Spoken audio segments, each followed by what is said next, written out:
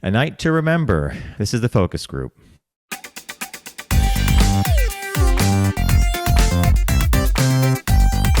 They're all business, except when they're not. It's the focus group with Tim Bennett and John Nash.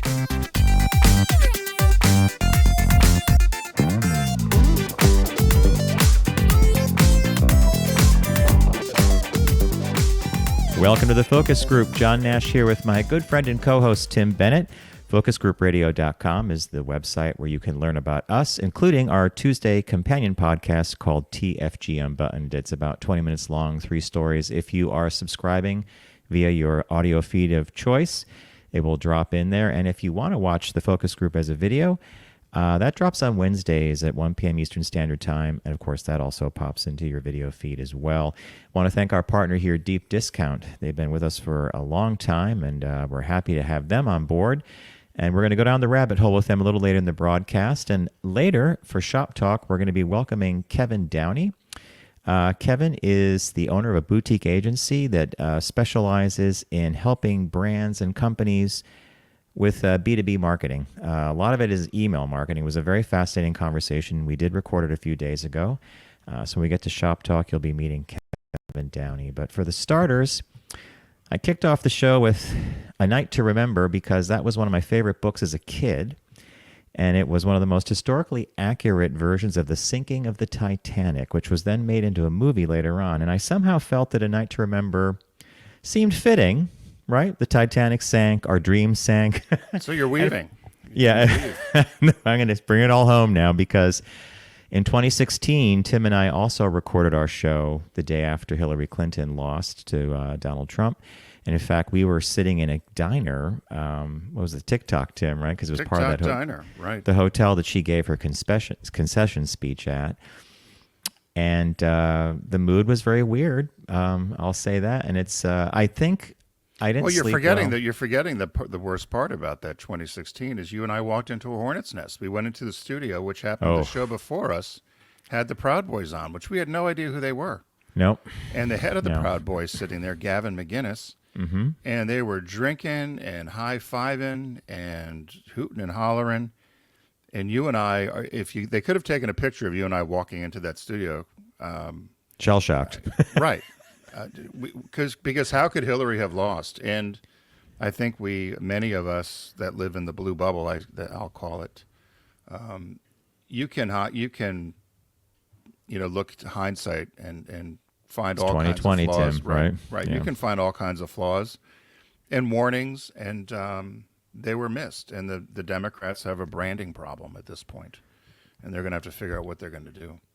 Okay, a couple things that are interesting to me about last night, and I wonder if this would have been different if Joe stayed in the race. Did you notice that she did not do any better than he did in 2020 in any of the counties that she won? No, in fact, she may have won a county, but didn't win it by as much as he did, or Trump cut into it more. And that was across the country. Yep. And across all different demographics. And then Tim and I were talking. Yeah. Oh, go ahead. No, I was going to say what... again, listening to pundits and, he for all his vulgarity and all the other issues on fit for office, all the things we tend to agree with, he talked about the economy, he talked about the border, and he talked about wokeism, which was translated into inflation, eggs are expensive, gas are expensive. And your kids are going to come home with different sex. Yeah. Talked about the gangs that were taking over the cities and the rent. We all saw social media where they would show these places, stores getting looted and stores having to close, Targets having to close in downtown urban areas because of looting, convenience stores or whatever. And then they said that one particular ad, I didn't see it here, although I did see it once when I watched the football game. They said he ran this, she's for they and them instead of us. And they ran that ad. I think NBC said they had run the ad over 30,000 times. Wow. And they kept saying, people, when they asked African-American men, they asked Latinos, they asked all these different people about what they felt on that ad. They had said that a lot of the Democratic pundits ignored it. They didn't want to get into that issue. But that was a huge issue. And as you've always said, and we've had this conversation with clients, you're looking at less than 1% of the population and you're having that drive your messaging or whatever. But he was successful in driving that message that something's wrong here in our schools. We know they're not getting the school nurses, and they can't take a splinter out of a kid's hand, let alone they're going to give them sex change operations, right? But I'm not upset. I'm not upset. I'll just finish with this before you chime in here. I'm not upset that a Republican won, because I think had Nikki Haley ran against Joe Biden, she probably would have won, or Chris Christie ran against Joe Biden. I really fault Mitch McConnell, and I really fault, and I've said this before, and I've gotten lambasted for it. Merrick Garland will go down as one of the worst attorney generals in the history of our country. He is horrible. We all saw it with our eyes. We all know it, whether it was documents down in the bathroom or in Mar-a-Lago, or it was what we saw on January 6th. The fact that he dicked around and did not put together any sort of Justice Jack Department. Smith. He could have done Jack Smith 2 years earlier, right? 2 areas. We all saw it with our eyes. Yeah. So what the hell is Merrick Garland doing? I am so disappointed in Biden and Merrick Garland for them just derelict of duty. It's that simple.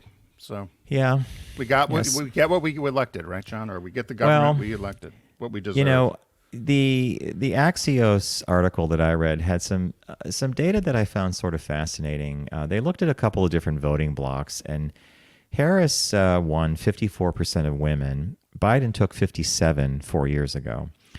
In the young vote category, Harris won 52% of the 18 to 20-year-olds, but that was down from 61% who voted for Biden in 2020. And Trump won a greater share of the under 30s, and according to the exit polls, a lot of that was because of their perceptions of the Israeli-Palestinian conflict, which we saw that play out on college campuses. The optics were horrible.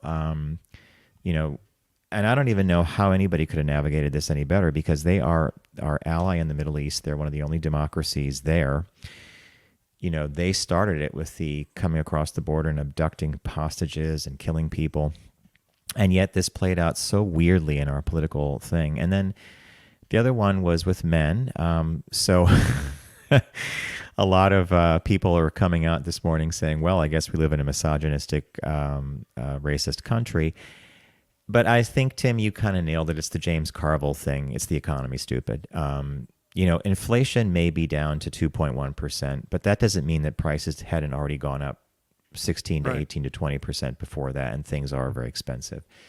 That the president has no ability to actually change those things, I think, is lost on some people. The economy doesn't do that. He doesn't just wave a wand and say, I'm going to, do your thing. So it was a disappointing evening. I had hoped beyond hope that the pollsters were wrong, but Nate Silver proved to be dead accurate. At the end of his last election update, it was 50-50. He said it was a coin toss. So this morning I actually looked at a couple of things that I think are, for our community, are going to be front and center, and that is, what does it look like to be LGBTQ in America moving forward? And I don't know, Tim, if you noticed this, but on it was mostly on Twitter, a lot of people came out towards literally the day before the election or the day of the election, gays for Trump. And there'd be a picture of some buff white guy or two guys with two kids or something. And of course, I'm just going to blanket statement this, and I could be wrong, but every single person I saw that had gay for Trump was actually white. And I'm saying to myself, am I missing something? Like, what was the allure there? Because that party has never been friendly to any of our causes. And, maybe gay marriage. It's no different. It's no different than what you said about the Gaza issue with the younger generation. If you think Trump is going to be better, I mean, he's already told Netanyahu, do what you have to do. Yeah. Netanyahu's chomping at the bit. Iran, let's not forget, Iran has a bullseye on Trump. They've actually said they want to kill him because of what he did with going after one of their leaders. And Netanyahu wants nothing more to really hit Iran hard. Israel wants nothing more than to hit Iran hard. Israel will go into Lebanon now. They'll probably take over the West Bank, and we're going to stop supporting Zelensky. The dictators around the world have already sent out their congrats to Trump. So we're in an era of uncertainty. The other thing, Yeah, the other thing that shocks me, and this goes with the LGBTQ discussion you have, is that celebrity doesn't matter. She had Harris had every Yeah. celebrity. I mean, for God's sakes, they were on the Rocky Steps with Oprah and Lady Gaga and Ricky Martin and the Roots, and they had Bruce Springsteen the week before, the Obamas, the Clintons, all of this celebrity. Taylor Swift didn't do a thing, did it? No, I guess not. It seems to have been baked in. But if you tell somebody something, we used to have it in our imaging. It was something Costanza said. What if you believe it, it's not a lie or something, or if you say it enough, it's not a lie.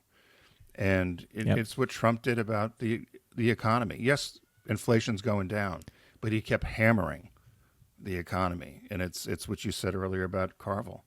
He hammered it and hammered it and hammered it, and people believe it when you hear it over and over and over again.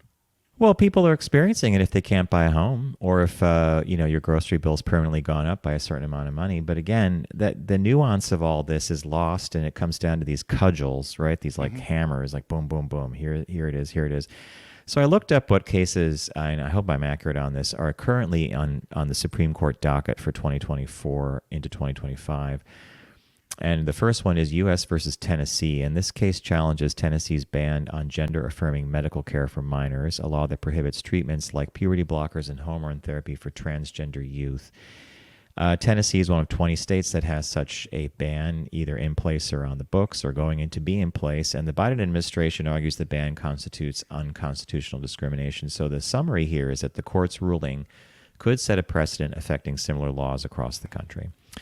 And the other one I noticed here is something called Ames versus Ohio. And this is a lesser-known employment case where the plaintiff claims that they were discriminated against because they were heterosexual. They weren't LGBTQ, and LGBTQ plus colleagues were given preferential treatment.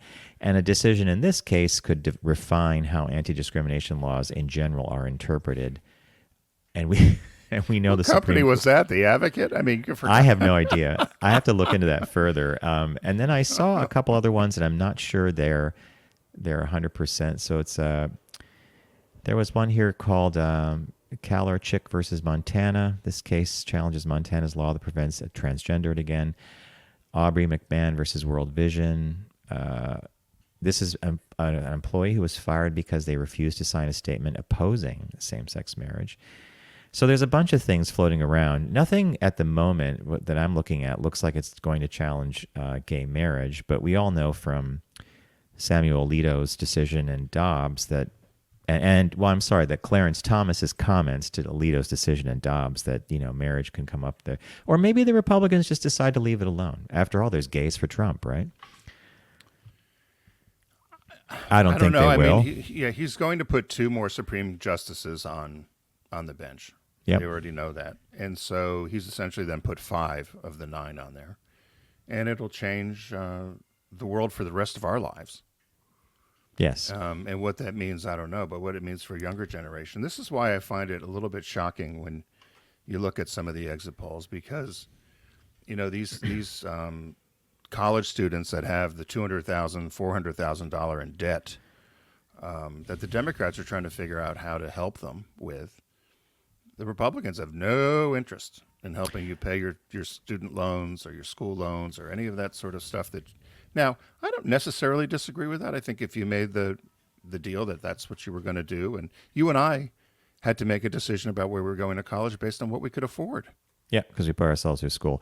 And in fact, Tim, I'm glad you brought this one up, because this is one of the areas that I think just pissed a lot of people off across the spectrum. And that was this idea of debt forgiveness with these insanely expensive college debt burdens.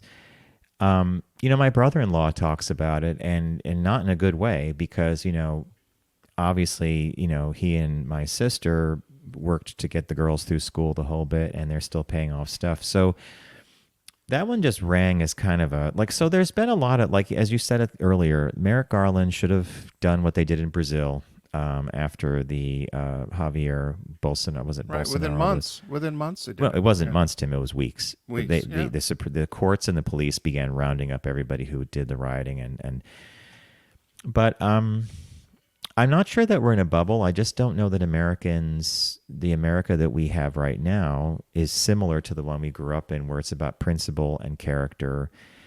And, I'm saying this in a funny way because to the Republicans of the past, character was everything, family values, etc. They seem to be able to morph like chameleons very quickly and jettison what they don't need.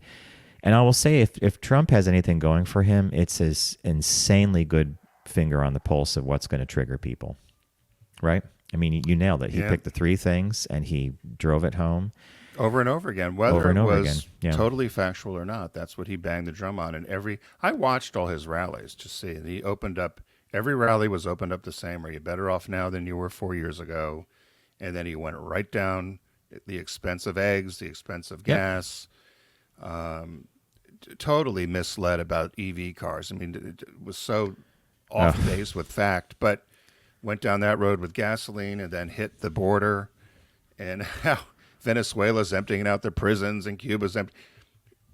So you were trying to run against, and this is where the Democrats have done this mistake before, you were trying to be factual and you were using traditional media in many cases and tried to have a cogent conversation about facts and policy, and that just is not what people wanted to hear. And so I don't know. I have as I said, they're calling it an era of uncertainty. I'm more concerned about what happens to us on the world stage. There's a lot of issues going on with North Korean troops in Ukraine and what's going to happen in the Middle East. I'll be curious to see who he brings in for a cabinet. I mean, who's going to be his Secretary of Defense? I'm sure there's lists that have been drawn up. And, as we're recording the show today, I believe the House has still not been decided. There are many races that are close. And that was another fascinating thing that I took away from this.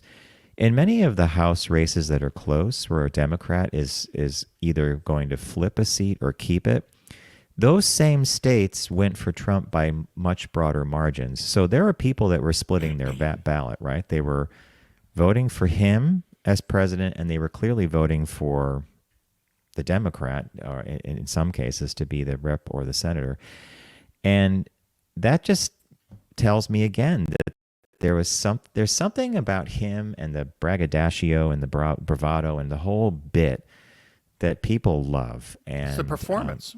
It's a performance. It's a performance. And, they said that was the other thing shocking to me, that the abortion, I think, was on whether you should be allowed to have abortion or a woman's right for abortion was on, I think, 9 different ballots. It got a majority everywhere, but it didn't pass in Florida. Nebraska, and South Dakota. South Dakota. Yeah. But again, if you looked at it, women by 60, 70%, whatever, voted for that, or at 75% when you meld it together, but also cast their vote for Trump. Yeah. So that's just a head scratcher for a lot of people to say, the guy who took it away, you don't like that the guy took it away, but I'm going to vote for him. Yeah. So I don't know. It's I think for LGBTQ people, it's we've been here before. Oh, right? Yeah. Well, you and I have seen this over decades, right? In terms of administration that's hostile to us, and we figured it out. I just hope that things don't just get so out of whack that we lose who we are as Americans, and that's my biggest fear. Is there's he said it last night. He said we need to heal the country. I was going to close by saying, let's hope he's not lying, but he lies about everything else, right? Yeah. But would you be? Here's the thing I'm puzzling about. This particular 4 years is going to cement his legacy. Yep. It's going to either be the legacy of, January insurrection, or it's going to be this 4 years. And if it's this 4 years, it's the amazing comeback of a political figure who was, on the way to prison, basically. Convicted felon. Yeah. Yeah. So he's calling it the golden age of America. Well, but here's the thing. He's already branded it. You and I, we grew up in the Reagan years. We were in high school and early college, right? And I was no fan, but we all look back on him with this tinge of nostalgia. And people are already doing that about Trump's previous 4 years in office, forgetting the nightmare of the COVID-19, right? And all the idiotic responses to that. So I'm partially like, maybe I'm gaga, like a slightly optimistic that maybe he'll actually be reflective for a minute and think, what do I want the history books to say? And maybe I'll do something decent, or I'm not going to go after so-and-so. But right. Yeah, hard to say, right? When you look back on Reagan and Thatcher, the reason people liked them is they were tough.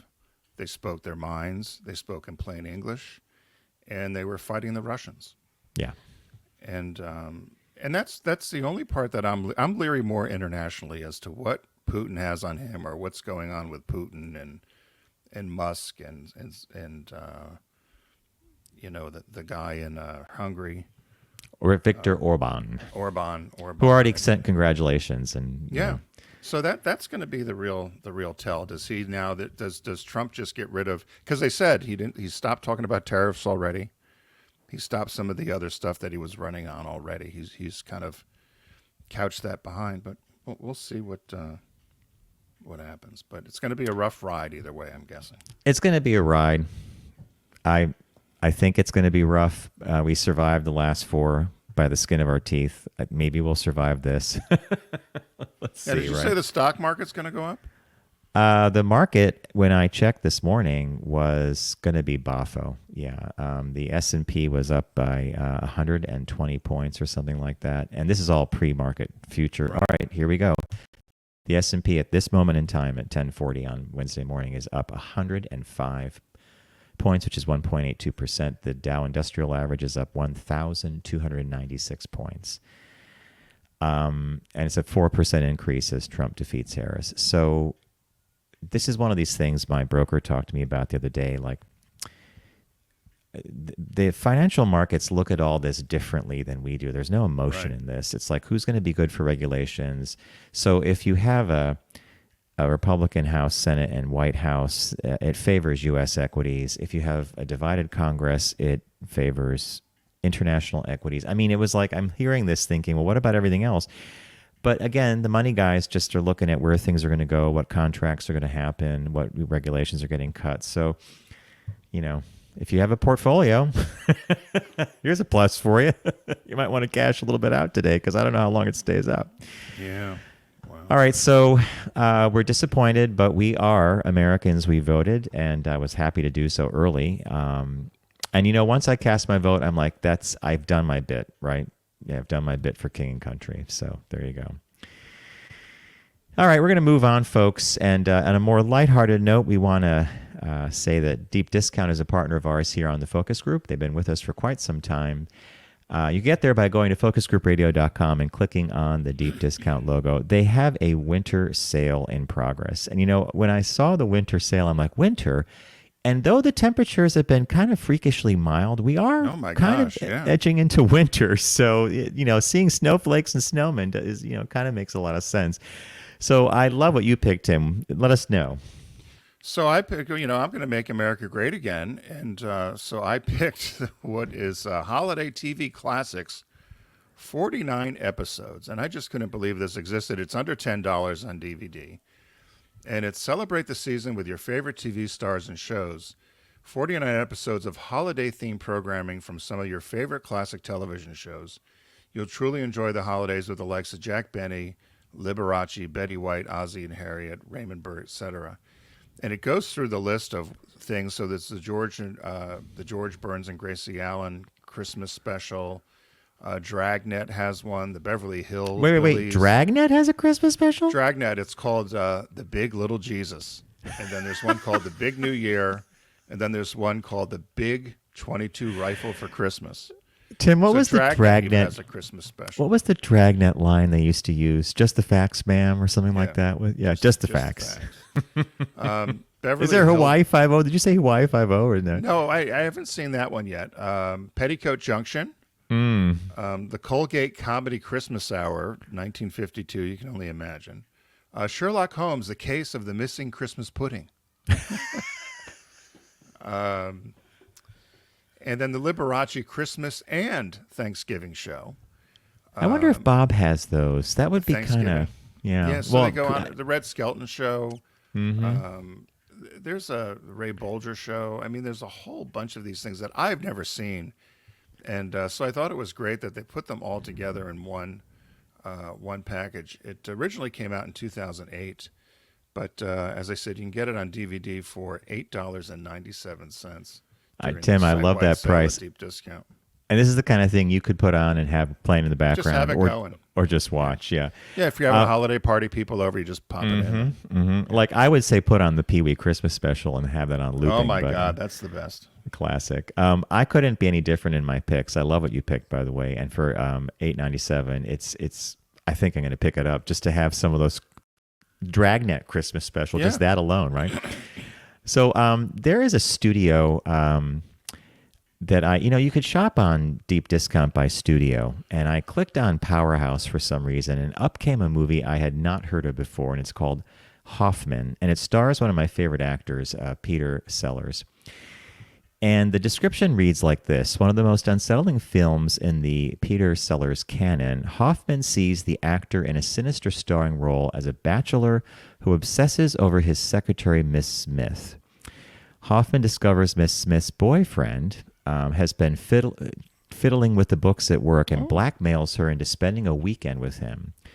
Their time together reveals Hoffman's tragic, lonely existence. And a little piece of trivia about the movie. It says Peter Sellers hated the film, feeling that his character was too close to his own actual personality. After failing to buy the film negative so that he could reshoot the film, he went into a period of depression about it. So he actually wanted to buy the negatives, destroy them, and either redo the film or to call it a day.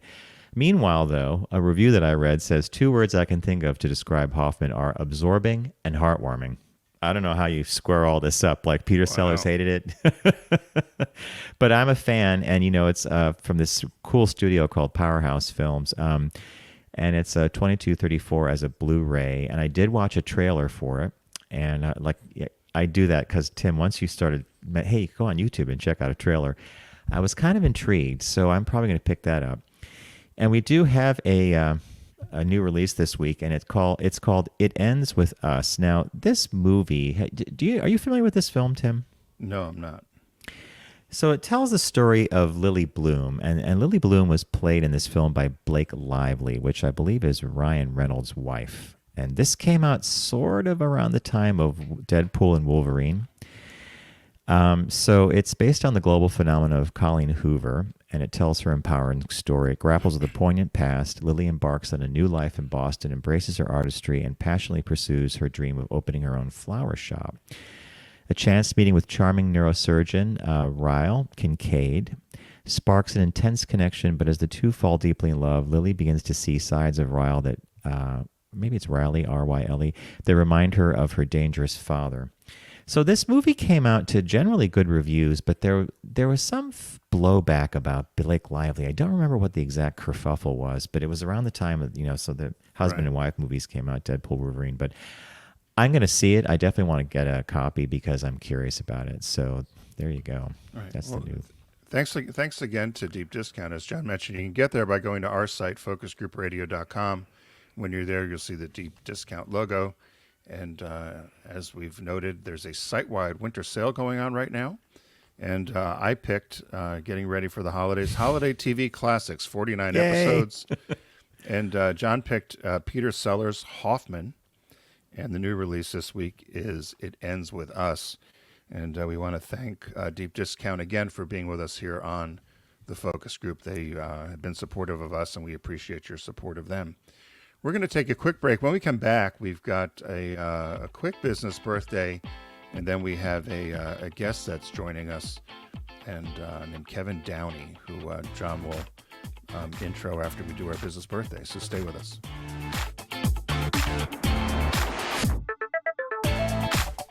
You're listening to The Focus Group with Tim and John. Learn more at focusgroupradio.com.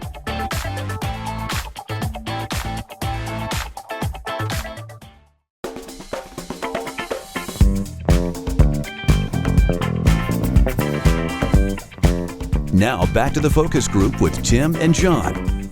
Available pretty much everywhere.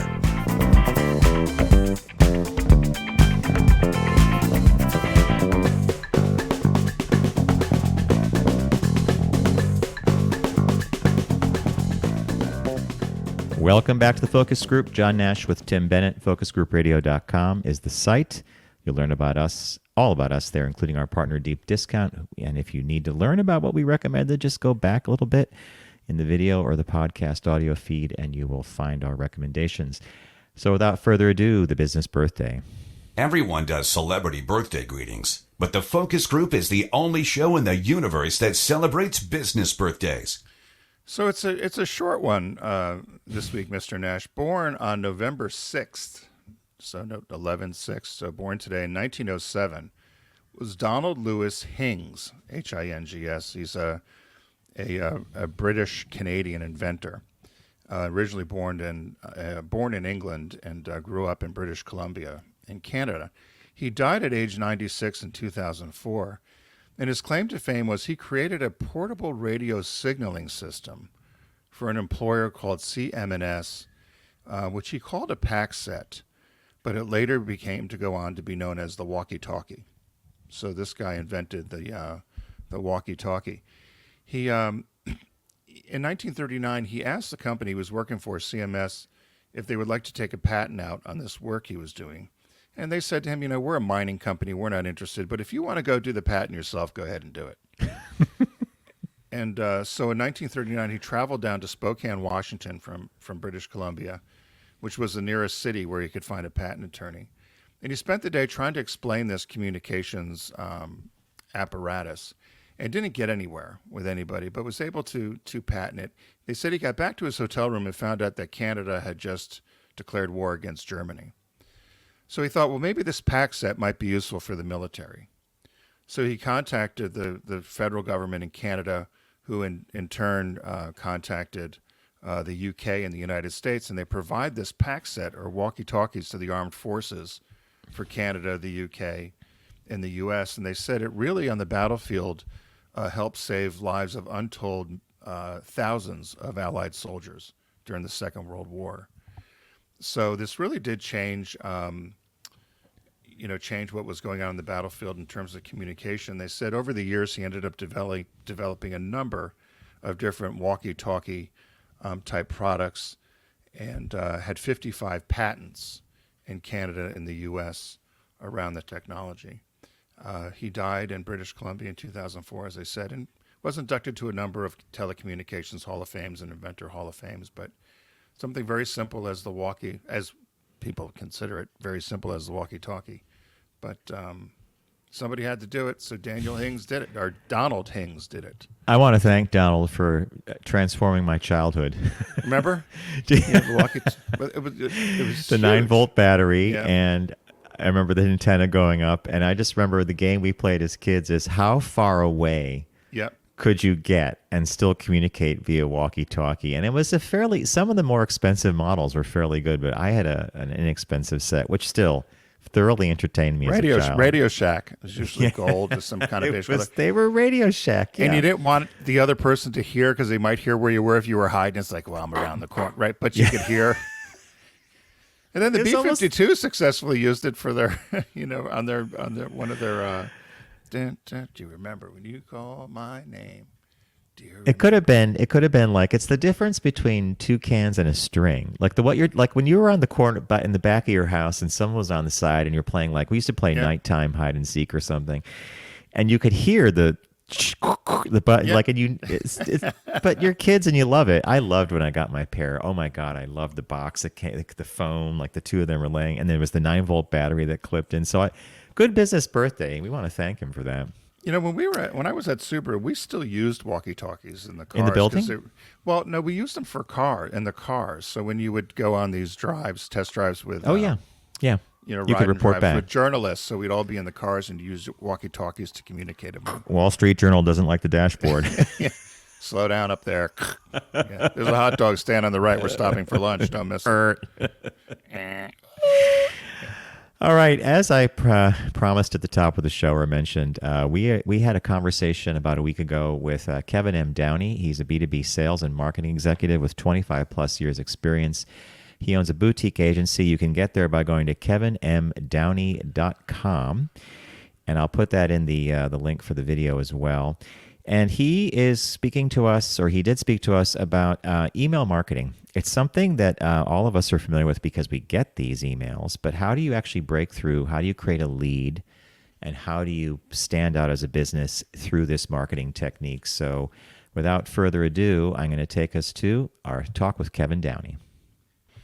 All right, for Shop Talk today, we are going to be joined by Kevin Downey. He is the visionary founder of the Kevin Downey Agency, a leader in B2B sales, marketing, business development, and recruitment since 2014. His mission is to redefine industry standards, and he's established an agency as the go-to source for results-driven solutions. So, Kevin, we watched some of your material, and we've read about you. Okay. Could you just, in a maybe, I want to say it's the elevator pitch, that little punchy paragraph of Sure. what it is that you do? Yeah, I mean, our agency ultimately does two things. I've been around for 10 years. We do recruiting and training of sales and business development reps, almost exclusively with B2B companies, business-to-business companies, and then dedicated email marketing for B2B companies to drive them inbound leads and appointments and stuff like that. Now, the video that I watched that you gave, it came, and you could search for this on YouTube. We'll put it into the description for our listeners as well. You had demystified a couple of things, and your first thing that you demystified was email doesn't work, and you're a firm believer that email does in fact work. Unequivocally, it's the best medium for B2B there is. It's just, I've looked at 300, in the last 6 years, probably looked at like 300 setups that companies have done internally, and just I've seen 2 to 3 good ones. 3 good ones, 2 by CEOs themselves, and one by one CMO, and that's it. They all follow each other, so they all do the same thing, sequences and very low volume, and they do it from their main domain. There's just all kinds of things that we're trying to drive leads. Most of them do more marketing, so they're marketing to people, kind of similar to what they do with Constant Contact or MailChimp, where they're doing HTML emails to market their company. Most with sequences do a lot of that same thing, but in text, but that doesn't drive leads. You're marketing to people, you're not driving leads. So when we drive leads, we have to elicit a response. And that's really the big secret. So it's funny, over the years, John and I have an agency, a boutique agency that specializes in branding, particularly to the LGBTQ consumer, but other niche markets as well. Yeah. And over the years, we've had 3 different types of business development people.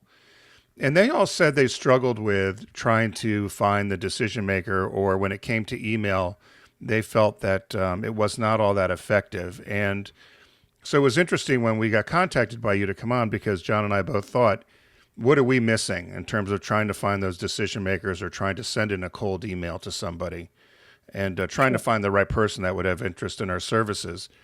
Is there kind of a primer that you give to businesses, or how do you go about approaching? Well, for email, we build and also when we're recruiting, we build prospect lists for clients. So almost everyone we're doing it for. Some have their own and don't need help, but most do. I mean, the first thing when you're building a targeted list with people-centric data, similar to like, let's say ZoomInfo or Apollo, which is kind of what we use, you have to be able to define the company, which is really the hardest part, right? In some cases. So some things are very general and can target a very wide audience, and your industry and keyword targeting is relatively simple, or it's very broad. But some stuff's hard, right? And so, because in the old days, we used to use SIC codes to target companies. So now with people-centric data, all you have is industries and keywords. Although they're implementing SIC code a little bit, you have to do a really good job to hone in on the right companies. And then the people side, so the title side, is a matter of you're targeting owners, or you're targeting employees, or you're targeting both. Most of our clients are targeting both. So the owners are easy. The employees are the trickier part. So you have to get really honed in on who your target audience is from a title standpoint in the employee group, especially if you're going to target mid-market and enterprise companies. Picking up on that, do you recommend that companies... So let's just use an example of a B2B. You have, let's say there's a company that specializes in industrial cleanup, or something like that. Yeah. And they're if it's industrial cleanup, their target audience is probably pretty broad, because it could be a spill situation, it could be anything. Do you recommend to the company, let's say the cleanup company, that they somehow pay for acquisition of email leads, or like that's the big question mark to me is how do you go about getting an actual quality email lead or an email address to send to? So the data sources, I mean, we use, again, Apollo primarily, and we put our clients on Apollo. I would say ZoomInfo is kind of the forerunner or the quote unquote gold standard of people-centric data. There's some technical things within ZoomInfo that reasons why we can't use it and for our clients as well. But that said, those would be the main source. But there's a lot of different sources out there. There's lots of copycats of those as well. So their data is pretty accurate. Data's pretty accurate. Following up on something you had talked about in the video that I referenced earlier, this presupposes that the company you're working with has a robust or a developed business development thought process, because they're going to have to be making investments in business development. The investment might be in Apollo, like spending money on a subscription service that gives them the actual leads they need to start connecting with people. Is that correct? Well, I think we're in an evolution, right, in terms of business development and B2B. Whereas, if we take the old days, like I'm in my 50s, so we go back to, when I started, boots on the ground, and you hired your reps. And if you needed sales, you went and hired more salespeople, and sales reps went out and prospected exclusively. And that's how you develop leads. So they were doing the business development. While that still makes sense, and in some companies is the right way to go, in the general wide audience, it's not, because it is just too hard to prospect with people these days that way. It's just too hard to find decision makers. They're not there most of the time, whatever. So now you're using a combination. It's more of a marketing function now in B2B. So it's email combined with business or sales development or sales team responding to inbound leads, doing targeted outreach, that kind of thing. How robust should the emails be? Because sometimes we all get these emails every day that you're constantly deleting, and sometimes you don't even open them. But would you propose that you send a more detailed email or an email with attachments, or is it something much more simplistic? No, it's text-based, very simplistic. It's block style, no breaks, no spacing, no line breaks. Right. 75 words, if I can pull it off. Wow. We have to have a front end at the top of the email that kind of masks what type of email it is, because people can preview an email on Gmail or on your Outlook on your phone. So to get opens, you have to kind of mask that it's a marketing email on that first line. So that adds some fluff copy. 125 words, I think, is our main two emails, right around there. So brevity. Oh, absolutely. I mean, it's very simple. Do you have this pain point? If you do, we can help you solve it. This is what I want you to do next. I want you to reply so I can send you this. Right? It's what's this that you're going to send. Exactly. So this, again, goes back to what you just mentioned and what I was just asking you. It presupposes that the business you're working with is committed to a business development pipeline, because you're going to have to come up with. And do you do A/B testing as well? Like sometimes would you send out a certain message that may get some kind of response versus something that doesn't? We did more earlier on. I started email for our agency for our clients 6 years ago. I would say we did more early on. We know what works now, so we don't have to do that as much. We might tweak emails over time. So when we're dealing, whether we're sending 6,000 a day or 2,400 a day or whatever the volume is, you can tell pretty quickly on the copy side. If we have to do a couple, we have a couple variations that are in the mix, we can tell pretty quickly which is going to work better, but there's not that much difference between the two. So you very rarely have a significant difference in performance. Mostly it's subject line, if anything. The subject line part is tricky sometimes. Sometimes it's easy. What do you think about, so many people we hear that are out doing a job search. So this might be a different approach to it, but trying to get through I'll call it the firewall, meaning the virtual assistant or the generic email or something. Is there a way, has that been a big challenge or a new challenge for you in terms of trying to actually reach a person versus just going into a mailbox that might not be monitored? I just want to clarify, you mean with email, or are you talking like people who are actually doing a job search, let's say, and so what I would recommend job seekers do? No, so I was using that as an example. With sometimes with the job search, people end up talking to a PowerPoint or a computer. So I in this case, with the business development side that you do, has it come into that side of the business as well, where it goes to a mailbox that might not be monitored, or it just goes into Oh, sure. Sure. Yeah. Well, you're running validation verification on all emails that you're going to send Right. to for clients, and we do the same. And so you're testing for legitimacy of the email address and that kind of stuff. It's a good question, though. Yeah. So what? Yeah. Go ahead. What size company do you tend to work with? That's a good question. I mean, most companies do sell in B2B, work with companies of like size. Small works with small, medium works with medium a lot, and enterprise works with enterprise in most cases. I would say we work from little s small business, big S small business, and mid-market. And probably on the recruiting side, I would say big S small business is our wheelhouse. Email is all over the board because email is really, really hard to do well. So I have some larger companies that come to us for help with that, like their CSO or their CMO or whatever. We have a lot of small business owners that listen to the show. How is it affordable? In other words, if somebody wanted to contact, I was wondering about that. if somebody wanted to contact you and say, we're interested in, we sell widgets or we sell promotional items or whatever it is, and but maybe they don't have some of the larger budgets that a larger organization might have. Sure. Do you work with all size companies in terms of Yeah, budget? I mean, I say so. We're $1,500 as an agency rate at the low end for email to send 6,000 a day, and then they have some hard costs that they have to pay directly, $225 a month, let's say. So you're looking at 17 and a quarter a month. Business development reps down in Latin America, you're looking at minimum $1,000, $1,200 a month. So it's kind of like that $1,500 range. Like Right. that kind of budget has to be there, unless they can figure out email on their own, in which case, the cost factor is very, very low. But that's challenging for most companies. Do you have a favorite success story, one that surprises you to this day? Like a business you started working with and you're like, okay, I'm going to do the best I can as you normally would do, but the result exceeded your expectations?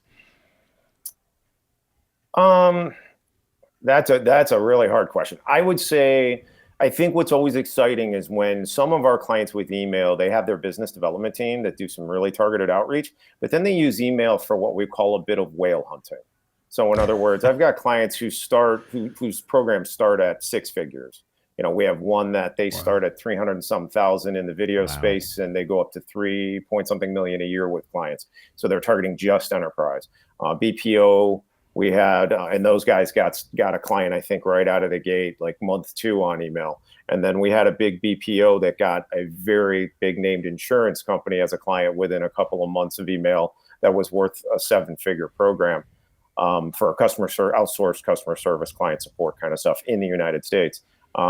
That stuff's always exciting, right? Because when they land a whale, I mean, like one CEO said, well, your email's paid for like 3 years at this point. That's always good, right? Like, the harder stuff, and it does do very well, but the harder clients are the smaller businesses who just need constant lead flow because their dollar sale for their per client acquisition annual sale is not really high, right? It's on the smaller side. So they just need constant leads. Like they're looking for 5+ leads a day, and it works most of the time, but there are some things that are harder than others, right? So that always puts the pressure on us more. We could use a whale, John. We have to find a whale. I'm processing all the acronyms, I but I liked the word whale because whale is big. So Kevin, thanks for joining us today in the focus group. If people want to contact you, what's the best way for them to reach you? Oh, just the website, kevinmdowney.com, and then there's a contact form on the website, or there's a Let's Talk button that goes right to one of our calendars. Great. We'll also include Kevin's contact information in the show description as well, so listeners, you'll be able to find it there as well. Thanks again for joining us on the focus group. And thank you, Kevin. Thanks, guys. Really appreciate it. Yep. We want to thank Kevin Downey for joining us, and I'm actually delighted, John, that we won't be getting any more political emails anyway. So at least there's that. At least there's that. So thanks, Kevin, for spending time with us. We appreciate you all spending time with us, and we want to remember to tell you to don't text and drive, arrive alive. And while many of us might not be thrilled about the outcome of our election, as John mentioned earlier, we're all Americans. We need to dust ourselves off, and hopefully, not hopefully, but we will all get through this, right, Mr. Nash? Indeed. So everyone have a great week, and we'll see you next time here on the Focus Group.